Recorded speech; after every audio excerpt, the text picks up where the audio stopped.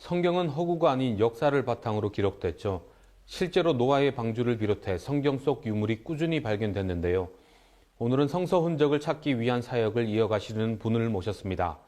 1997년 이스라엘 텔 레흐브 탐사를 시작으로 기독교 성지 연구를 이어오시는 포항침례교회 조근식 목사님 모셨습니다.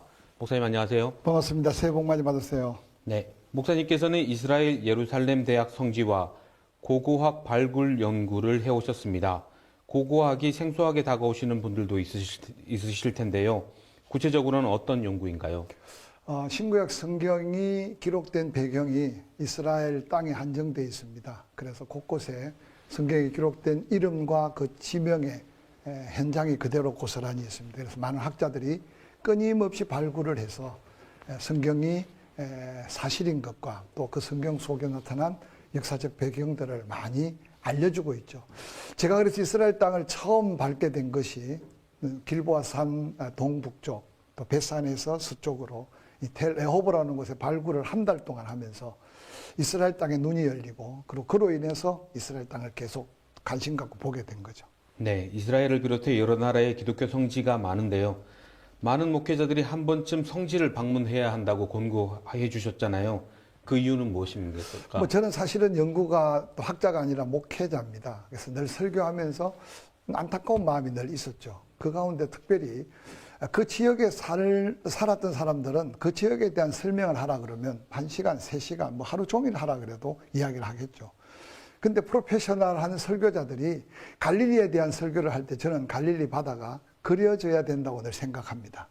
또한 베찬 예를 들어서 이야기를 하거나 또 헤브론을 이야기하면 그 주변이 또 지행이라든지 상황이 펼쳐질 때 말씀을 좀 더 효과적이고 듣는 성도들에게 좀 더 가까이 다가갈 수 있지 않을까. 그래서 그 지역들을 돌아보고 또 성경을 다시 한번 살펴보고 그러면서 말씀을 전하는 것이 얼마나 필요한가. 그래서 가끔 많은 목회자들에게 도전합니다.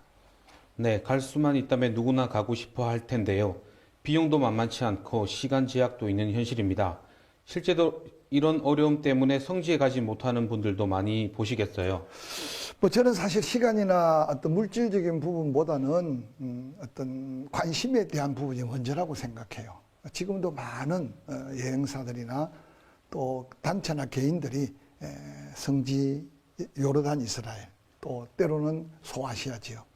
근데 저는 좀 이 방송을 통해 부탁드리고 싶은 것은 가기 전에 내가 뭘 보고 뭘 관심을 가질 건지 가서 그 현장에서 내가 본 게 과연 신구약 성경의 어떤 부분인지 또 갔다 와서 그걸 실제로 가르치고 써봐야 됩니다.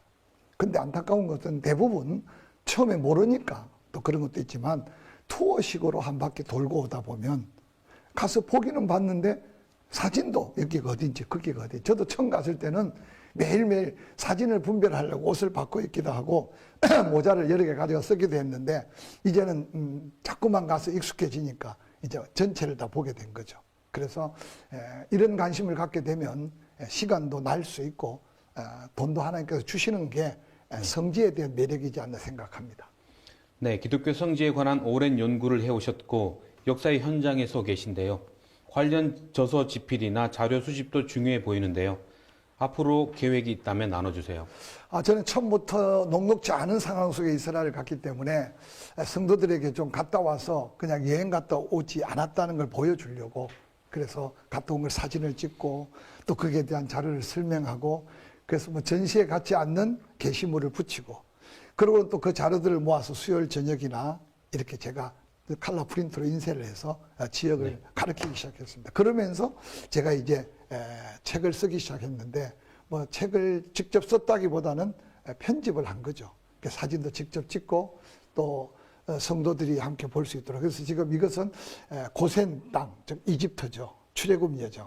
그래서 여리고까지 주로 시나이 반도와 또 요르단이 이 책 속에 수록되어 있습니다. 그 다음에 이제 또 남방 한계점 브엘세바에서부터 예루살렘까지 그래서 그 지명과 신구약 성경의 배경이 되는 그런 내용들을 설교자가 읽을 때 말씀을 좀 더 깊이 이해하고 또 성도들이 읽는다면 좀 더 말씀을 듣고 읽는 데 유익하도록. 그럼 세 번째는 이제 사마리아 산악지대부터 이제 헬몬산까지 이스라엘 북부 지역이죠. 그래서 이제 그 지명에 대한 사진, 또 그 지역에 대한 설명, 그리고 성경의 어떤 배경적인 이야기. 그래서 그런 내용들로 지금 지난 11월 달 한 달 동안 제일 아쉬운 게 높이예요.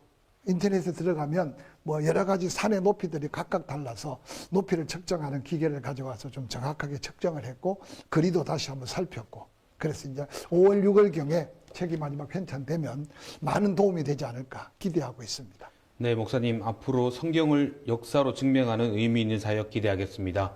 오늘 말씀 감사합니다. 감사합니다.